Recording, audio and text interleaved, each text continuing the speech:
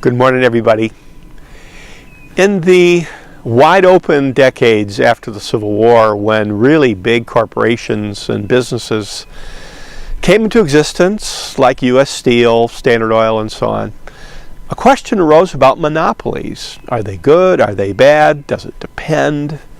Should the government get involved? Etc. And in 1890, Congress passed the Sherman Antitrust Act, and it was on this date, May 15 in 1911, that act was applied against Standard Oil. In the case, Standard Oil of New Jersey against the United States.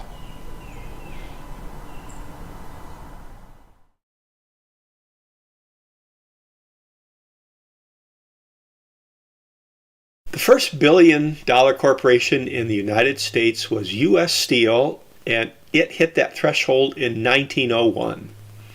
So lots of big businesses around that time period, and President Teddy Roosevelt took on some of those monopolies. The old word for that was trust, and his nickname was the Trust Buster, and here's a cartoon about that. But were all monopolies bad? So International Harvester was the company founded by Cyrus McCormick, who invented the reaper.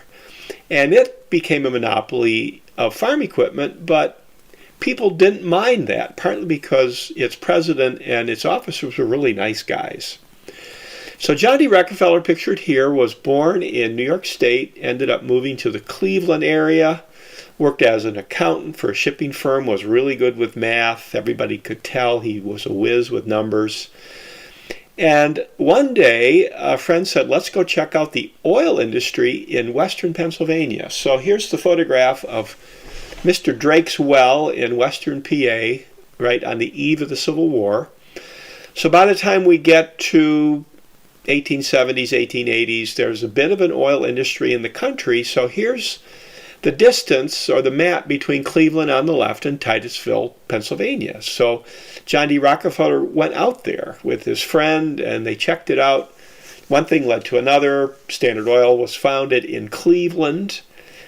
This is one of his mansions in Cleveland. It's not there anymore. He eventually moved the company to New York City, but for a while it was a Cleveland-based company.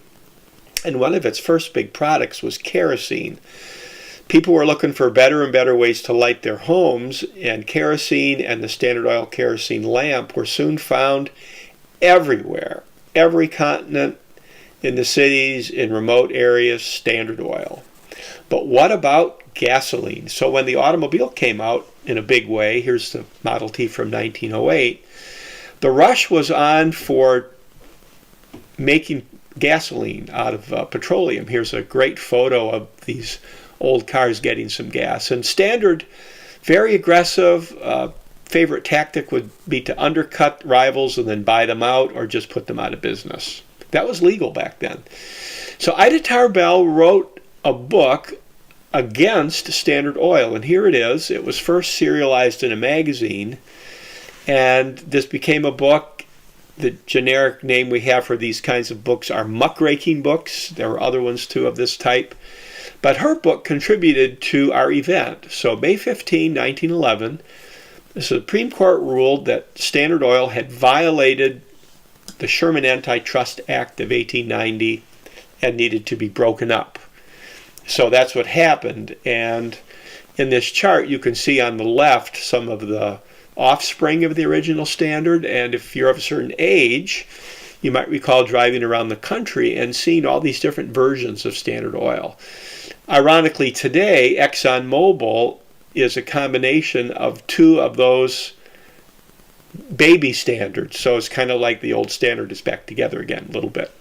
And John D. Rockefeller amassed a massive fortune. Now he had stock in many oil companies, not just one. Here's the mansion he built in Sleepy Hollow, New York. It's open to the public, worth a visit.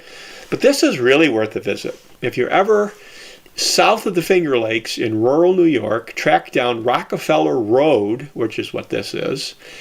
And if you look carefully, you can find his birthplace. It's an abandoned cellar hole with a beat-up sign. Dorothy and I found this some years ago, and we thought, you think they could do better than this? But that's his legacy in that area.